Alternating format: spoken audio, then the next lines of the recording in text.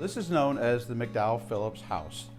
It was built in 1890. It took 2 years to construct, and Mr. R.M. McDowell, who was president of the Old Phoenix Bank at the time, and his wife, Elizabeth Blake McDowell, designed and had the home constructed for their family.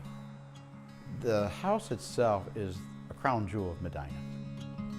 In early 2019, Miriam Phillips, the wife of Drew Phillips, the last to own and inherit the home, approached the society and said it was time to sell the big house. The house itself is such a stately presence, and as Joanne King, our retired curator, said, "You'll never get another opportunity like this come along. We need to find a way to make this happen."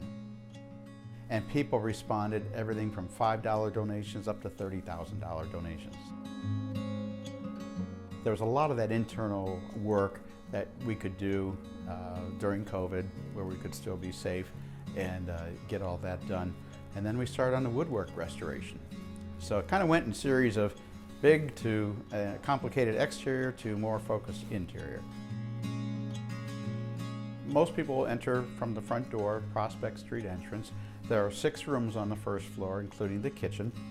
The second floor has 7 rooms, a large turret bedroom, which was the formal bedroom for Mr. and Mrs. McDowell. And there are several other bedrooms. Each one has its own design.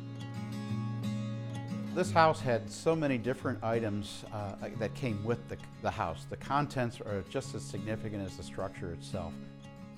Many of the newspapers that we discovered in the house are from the Civil War era, and they're in very good condition.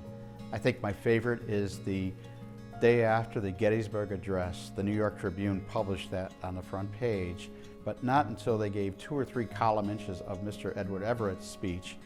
And the president, oh, by the way, had a couple remarks. And therein lies the first publication to the masses of the Gettysburg Address.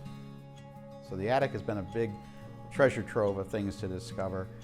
We found Civil War items from Mr. McDowell, his Army blanket, his Army vest. There are hundreds of letters here from the family about different things going on in history at the time, or where the family is, and then other political memorabilia. We found an invitation to Abraham Lincoln's inaugural ball, of all places, in the dresser drawer in one of the dressers in the barn attic. And here was the inaugural to the Union Ball of Abraham Lincoln in 1861. Well, the house will be open more frequently as we go forward. Generally speaking, we'll be open on a Sunday a month, probably from 1 to 4. We alternate between the John Smart House Museum and the McDowell Phillips House Museum. Towards the holidays, we'll have a couple special open houses. We even have we'll bring out the family sleigh.